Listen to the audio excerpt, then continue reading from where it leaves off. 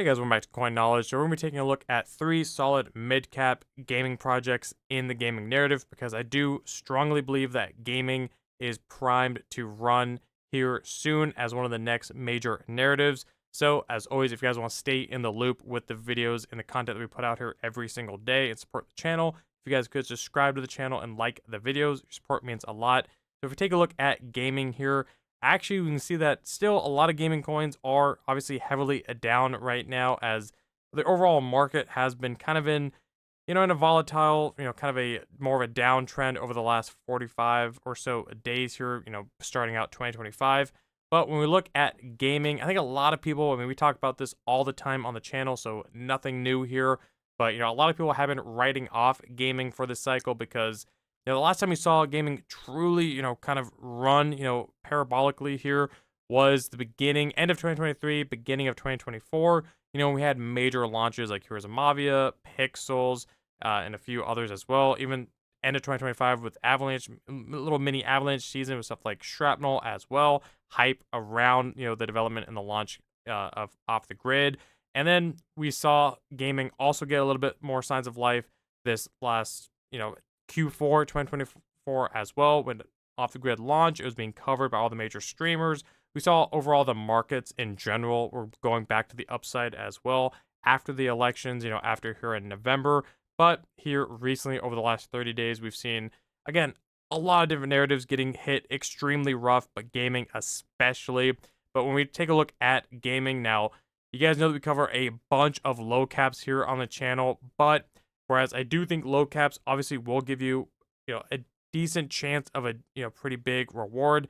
The risk is obviously, high risk with something like a low cap. And especially right now is super volatile. Something at a $10 million market cap has the potential to drop, 30% in a day, go 20% up, drop another 30% the next day. I'm not saying that the ones that we're talking about today, these mid caps, aren't risky. They definitely are. I'm just saying that if you're looking for a little bit less risk than something like a low cap, but you still want a little bit more upside than something like what an immutable X would give you potentially, then these are what I would be looking at here. Now, obviously, we've talked about all 3 of these projects multiple times on the channel, so if you guys want to learn more about them and some of the major updates they've had throughout their lifespan, you guys can find those videos on the channel here. But as always, I do encourage you to do your own research on all of these different projects. And if there's other projects that maybe you'd swap out in their place, maybe some other solid mid caps in the gaming space that you like more specifically, please comment them down below and I'll take a look at them. But the first one here, it has to be Ronin here. Again, when we talk about something like Immutable X here, well over $1 billion here in market cap.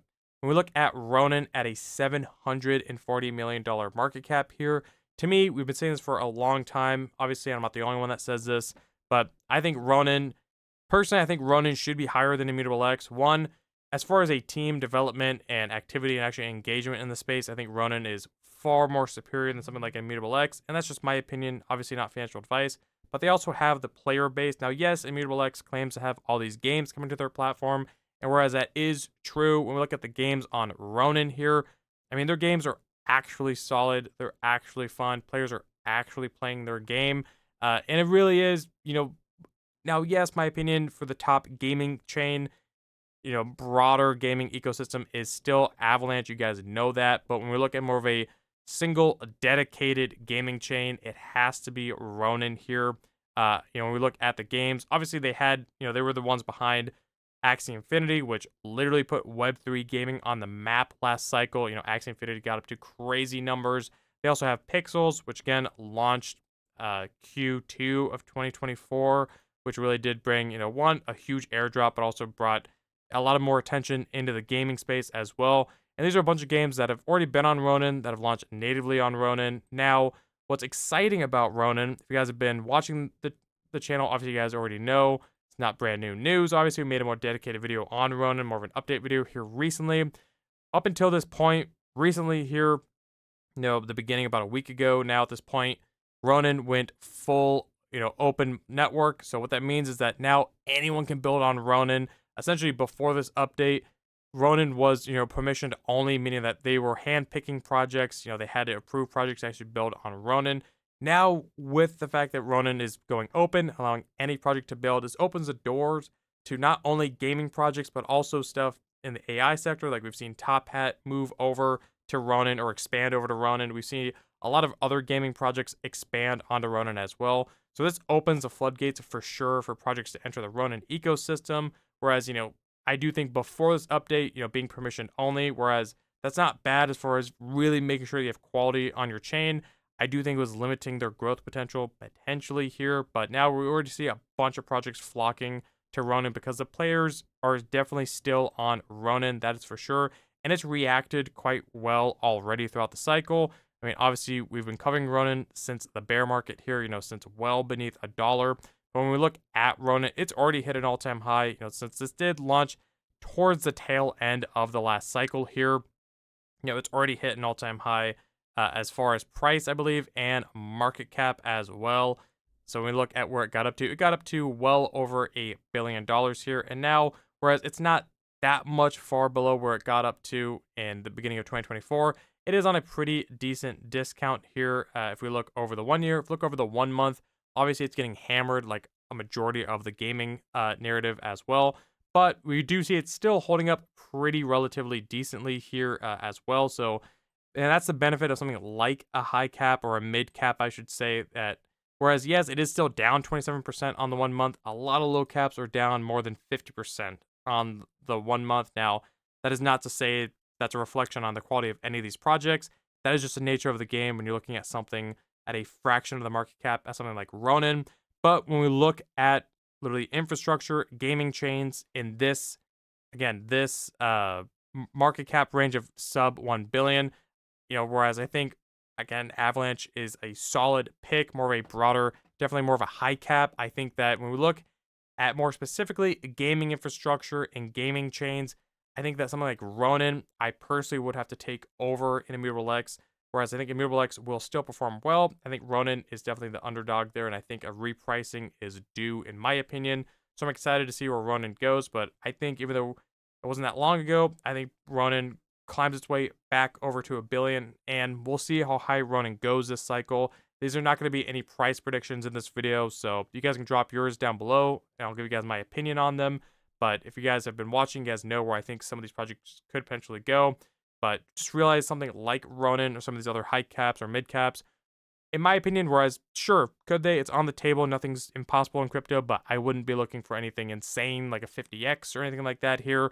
But the benefit is that you can put a little bit more capital potentially into something like a mid cap like Ronin here than you would put something that's at like a $5 million market cap. We've touched on that in the past. Hopefully that makes sense. Again, comment below if you have any questions there. But the first one would be Ronin for sure. Second one has to be Beam because we're bullish on Avalanche, one as an ecosystem, as an L1 performing not only in gaming, but other narratives as well. Well, Beam actually plays a little bit off of the Avalanche ecosystem as well. They were Merit Circle's subnet. They still are, their subnet on Avalanche. But recently we did see that Beam is expanding their ecosystem. One, they're getting, adoption and grants from, actual governments like Abu Dhabi. We also see they're getting into AI with their new AI division. They're going to make their own Beam L1 as well. And they've also introduced their Beam nodes. A lot of people think that these nodes, are going to ruin the Beam ecosystem. It couldn't be further from the truth. I mean, everything that they actually, every Beam that's used and spent to actually mint these node passes or these node keys are actually burned. And I couldn't pull it up exactly, but the burn amount for how much Beam has actually been burned throughout these node sales is insane. Again, they don't profit this. I mean, that it's literally just them burning all these Beam. When we look at their treasury, they're fine, especially when we look at gaming projects. I mean, they have a massive, one of if not the biggest treasury in the gaming space. So I mean, looking at a project that they have the funding to get things done. Obviously, they've done well with stuff like Merit Circle. We can see here with Beam burn count. This is on the 13th, Valentine's Day here.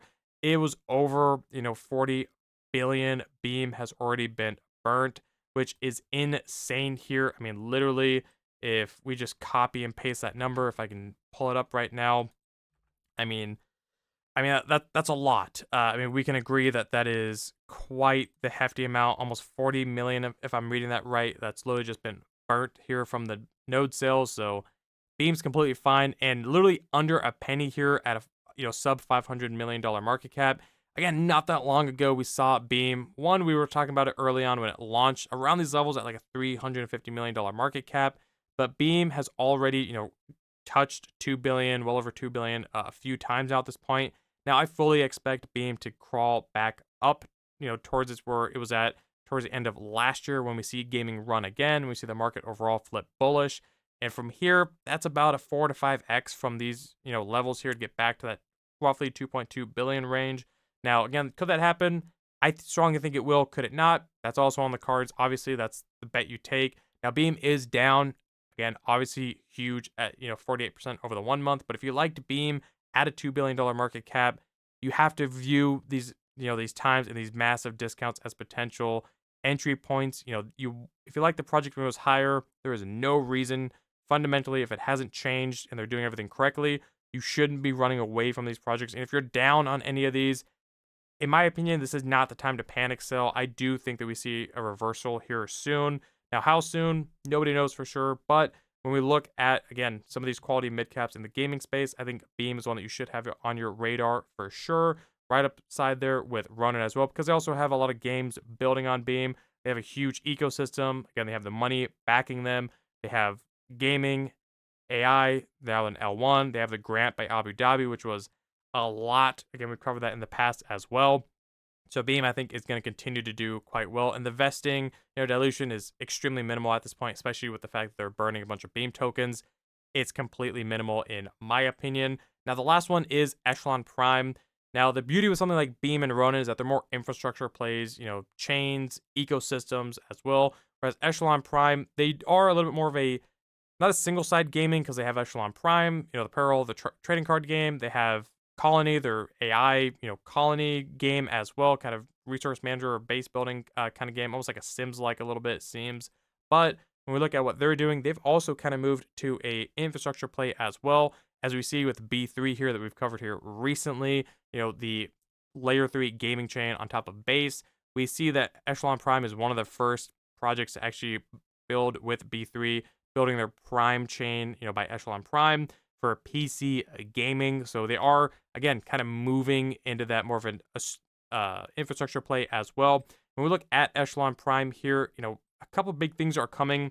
Obviously, if you've been staking your Echelon Prime, you're going to be qualifying for the prompt token as well for Wayfinder, which I do think is going to be a huge win for anyone who's been capitalizing on that as well. If you guys want to learn a little bit more into that, let me know. If you guys have been doing that, then I think you're ahead of the curve here as well. When we look at Echelon Prime, literally last time we saw gaming truly run, again, this got up to $28 here. It did extremely well. One of the first movers, before overall gaming, kind of started going quite up, at the end of 2023. It was doing quite well over the summer of 2023 with its trading card game, and it reacted quite well here. Now, we look at market cap range. Again, Echelon Prime got up to almost $1 billion at that point, which is insane. And the fact that it merges gaming and AI, and now they have their Prime chain with B3, I think Echelon Prime, in my opinion, is going to get back up to those levels here. So again, just to get to that level, again, not a price prediction, but potentially get to that level is a 5x. And I think Prime at sub $6, even sub $10 here, I think Prime is a bargain if you're looking for a little bit more of a lower mid cap that could potentially give you a little bit decent upside here.